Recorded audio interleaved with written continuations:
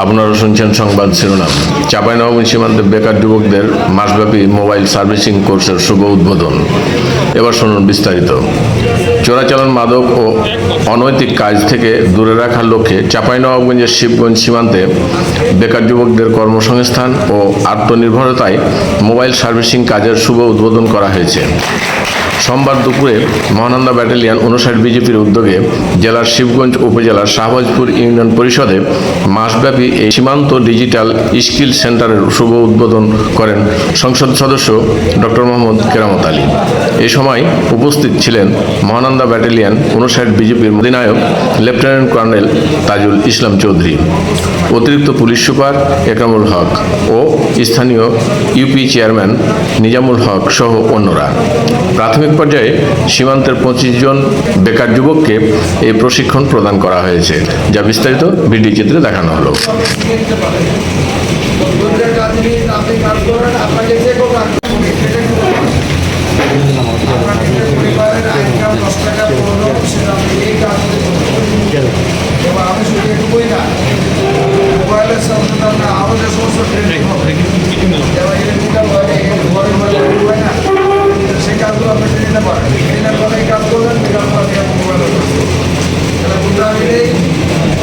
প্লাম্বিংয়ের কাজ, পানির লাইন আমাদের এই সম্মানিত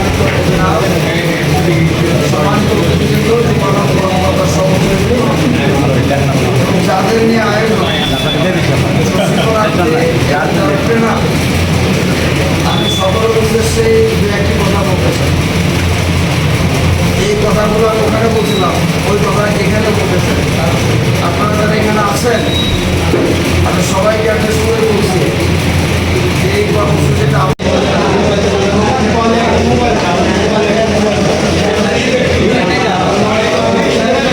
ভালো চাকরিজীবীর মতো। এই যে আমরা 15-20 লাখ টাকার চাকরি দৌড়াচ্ছি, আপনাকে চাকরির জন্য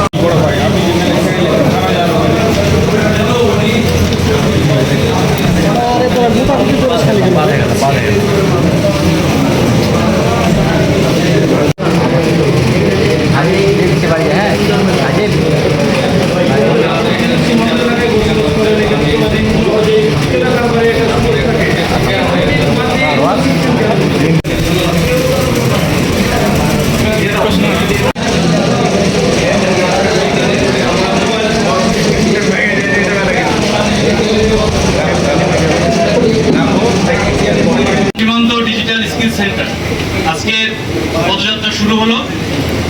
আপনারা জানেন আমরা বর্ডার গার্ড বাংলাদেশ দেশের সীমান্ত সুরক্ষার পাশাপাশি আন্তঃসীমান্তে আমরা এই দায়বদ্ধতার ভিতর থেকে আমরা চেষ্টা করেছি আমাদের এই যুব সমাজকে দক্ষ মানব সম্পদে পরিণত করার জন্য কিছু উদ্যোগ নেওয়ার জন্য। সেই উদ্যোগের অংশ হিসেবে আজকে আমাদের শুরু করে আগামী 1 মাস আমাদের এই প্রশিক্ষণ চলবে। এই প্রশিক্ষণ শুধুমাত্র এই সীমান্ত ডিজিটাল স্কিল সেন্টারের আওতাধীন শুধু এটাই না, আরও ধরনের প্রশিক্ষণ হতে পারে। যেমন ভবিষ্যতে আমরা বিভিন্ন হোম অ্যাপ্লায়েন্স, যেসব ইলেকট্রনিক কাজ, যেমন ফ্রিজ, টিভি, এসি সারা, তারপরে আমাদের যেসব ইলেকট্রিক্যাল ওয়ারিংয়ের কাজ হয়, তারপরে আমাদের বাসার যেসব প্লাম্বিংয়ের কাজ হয়, তারপরে হাঁস মুরগি গরু ছাগল পালন, এরকম ধরনের ছোট ছোট কাজ, এগুলো আমরা আমাদের যুব সমাজকে ধীরে ধীরে আমরা যদি প্রশিক্ষণ দিতে পারি, তাহলে এই দক্ষ যুব সমাজ পরবর্তীতে আমাদের যে যুব উন্নয়ন কেন্দ্রের যে সমস্ত কার্যক্রম রয়েছে, এই সমস্ত প্রশিক্ষণে তারা স্কিল পার্সন হিসাবে তারা যোগদান করবে এবং ভবিষ্যতে আমাদের যে কোনো ধরনের সরকারি যেসব সহযোগিতা হবে, এই সহযোগিতায় তারা অগ্রগামী ভূমিকা পালন করবে এবং তারা এটা লুপে নেবে এবং আমাদের যেসব সংস্থা রয়েছে এই যুব সমাজকে কর্মসংস্থানের জন্য, এই যুব সমাজকে তারা চেষ্টা করবে তাদেরকে রিহ্যাবিলিটেট করা। এটাই আমাদের মূল লক্ষ্য। আমরা এখানে একটা হাব হিসেবে কাজ করব ইন ফিউচার। আমাদের সবাই, আমাদের মঞ্চে যারা উপবিষ্ট রয়েছেন, সম্মানিত আমন্ত্রিত অতিথিবৃন্দ, ওনাদের বক্তৃতা দেওয়ার কথা ছিল, কিন্তু সময় স্বল্পতার কারণে আমরা এটা সংক্ষিপ্ত করছি। এবং আমি আমাদের প্রধান অতিথি স্যারকে অনুরোধ করেছি যে শুভ উদ্বোধন করার জন্য।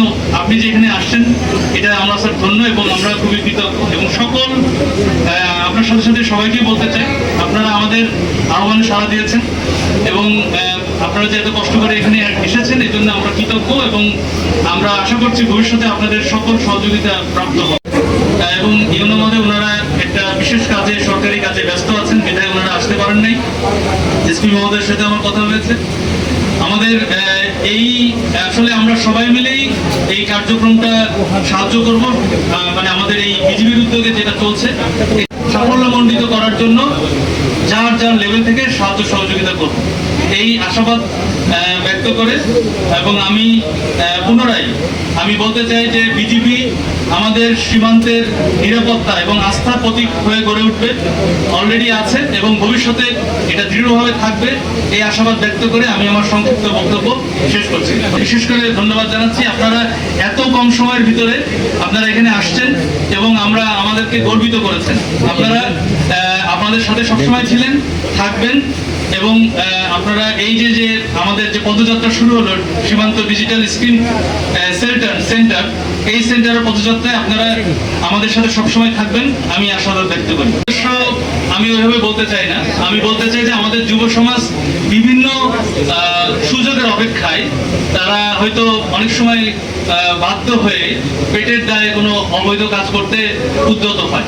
সুতরাং আমরা চাই আগামীতে এমন একটা পরিবেশ গড়ে উঠুক এই বিজিবির উদ্যোগে, যে পরিবেশ ধরে নিয়ে আমাদের মহানন্দা ব্যাটালিয়নের উদ্যোগে যে ডিজিটাল স্কিল সেন্টারটা হয়েছে, এই স্কিল সেন্টারের মাধ্যমে যদি অল্প কিছু এই সংখ্যক, এখন হয়তো 25 জন দিয়ে শুরু করছি, ভবিষ্যতে এটা আস্তে আস্তে আরো বাড়বে। এই যে অল্প অল্প করে যে যুব সমাজ যে একটা স্কিল হচ্ছে, তারা যে দক্ষ জনশক্তিতে পরিণত হচ্ছে, এটাই আমাদের চাহিদা। এবং তাদেরকে পরবর্তীতে এটা শুধুমাত্র এই প্রশিক্ষণের মধ্যে সীমাবদ্ধ নয়, তারা কিন্তু সামাজিকভাবে এবং রাষ্ট্রীয়ভাবে তারা কিন্তু অবশ্যই সাহায্য সহযোগিতা পাবে এবং তারা নতুন কর্মসংস্থান খুঁজে নেবে, অথবা আমরা সাহায্য, মানে আমাদের যে সরকারের যে সহযোগিতা রয়েছে তার মাধ্যমে তারা নতুন কর্মসংস্থানে ছোট্ট একটা টঙের দোকানও হতে পারে, কিন্তু এই দোকানের মাধ্যমে সে তার বৈধ ইনকামের মাধ্যমে যে ভবিষ্যতে সে যে অবৈধ কোনো কার্যক্রম থেকে মুক্ত হলে এটাই আমাদের সফলতা হবে বলে আশাবাদ ব্যক্ত করি।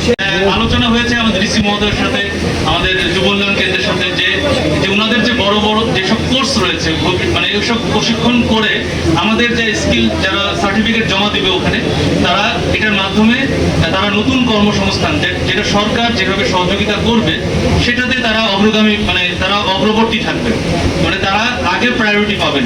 এটাই বর্তমান আর্থসামাজিক প্রেক্ষাপটে যেসব, আমি বলছি যে মোবাইল শুধু না, এখানে হতে পারে আপনার ইলেকট্রিক ওয়ারিং, এখানে হতে পারে আপনার এসি মেরামত, তারপরে ফ্রিজ মেরামত, এগুলো আমরা সচরাচর দেখি যে ইউটিলিটিগুলোর জন্য আমরা এই যে প্লাম্বিং, এই যে হাঁস মুরগি পালন, কি গরু ছাগল, এগুলো সবই করবো আমরা ধাপে ধাপে। বাট এটা হবে সীমান্ত ডিজিটাল স্কিল সেন্টারের ব্যানারের।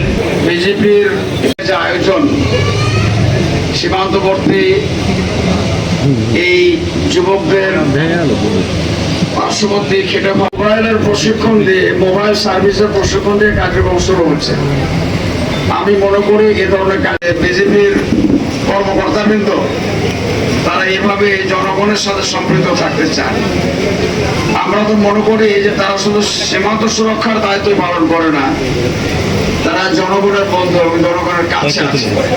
সীমান্তে আমাদের পশ্চিম হয়, আমাদের প্রতিবেশী দেশের পক্ষ থেকে, ভারতের পক্ষ থেকে দেশে মুসলমানদেরকে ঠেলে দেওয়ার যে অপচেষ্টা, এর বিরুদ্ধে যেমন ভাবে বিজেপি ভূমিকা রাখে, তার সাথে এদেশের জনগণ সকল ধরনের প্রস্তুতি নিয়ে তাদেরকে যে সহায়তা করেন, এগিয়ে যান, এটা তো আমি মনে করি যে সীমান্তের যারা বিজেপির কর্মকর্তা এবং সোলজার সৈনিক যারা কাজ করতেছেন, মনে করি ওনাদের যে উদ্যোগ, সামান্য প্রশিক্ষণ দিয়ে কার্যক্রম শুরু হচ্ছে, আমি মনে করি আগামীতে বিজেপির অধিনায়ক যে কথাগুলো বললেন আপনাদের কাছে একটা একটা করে যে আমরা এইভাবে এগিয়ে যেতে চাই। আমি মনে করি এখানে যারা আছেন আমাদের আগের মতো আর মানে ব্ল্যাক আর হয় না। আমি মনে করি আগে যেভাবে ব্ল্যাকের একটা সয়লাভ ছিল এক সময়, সেটা কমে গেছে। কিন্তু এখন আমাদের যে জিনিসগুলো আসে সেগুলো হচ্ছে মাদকের দ্রব্য আসে, বিভিন্ন নামে মাদকের দ্রব্য আসে। মানুষ সীমান্তবর্তী অঞ্চলের মানুষরাই করে।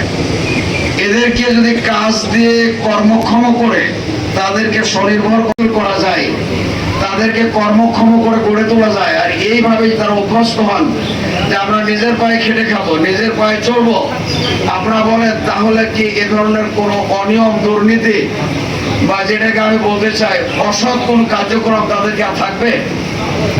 আপনারা কি মনে করেন? এই যে এখানে প্রশিক্ষণ যারা নেবেন 25 জন, আপনারা আপনাদের নিজের হাতে পায়ে খেটে আপনি আপনার নিজের জীবন জীবিকা নির্বাহের জন্য যদি আইন কানুনের ব্যবস্থা করতে পারেন, কেন আপনি ওখান থেকে অস্ত্র আনতে যাবেন? কেন মাদক দ্রব্য আনতে যাবেন? কোনো প্রয়োজন আছে কি? আমি একটু খোলামেলা বলতে চাচ্ছি, কারণ আমার সাথে জনগণের সম্পৃক্ততা ওনাদের চেয়ে আর একটু বেশি। আমি আপনাদের অনুরোধ করব, ওনাদের এই মহৎ উদ্যোগকে আপনাদের সদস্যের সাথে আপনাদেরকে এগিয়ে আসতে হবে।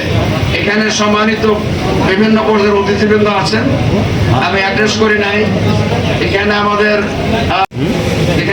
চেয়ারম্যান সাহেব আছেন, প্রাক্তন চেয়ারম্যান সাহেব আছেন, ওলামায়ে কেরাম আছেন, মুক্তিযোদ্ধা কমান্ডার আছেন, এবং এখানে যারা আছেন মিডিয়ার যারা বিভিন্ন দায়িত্বরত আমাদের সাংবাদিক ভাইরা, সকলেই আপনারা একসাথে যদি এই উদ্যোগকে স্বাগত জানাতে পারেন এবং সহায়তা করতে পারেন, আমি মনে করি ওনাদের এই যে সীমান্ত ডিজিটাল স্কিল সেন্টার, এই সেন্টারটা স্থায়ী হবে এবং এই কার্যকরটা আমাদের কাছে আমরা গ্রহণযোগ্য একটা কাজ হিসাবে আমরা তাদের উদ্যোগকে আমরা এগিয়ে নিতে সহায়তা করতে পারবো।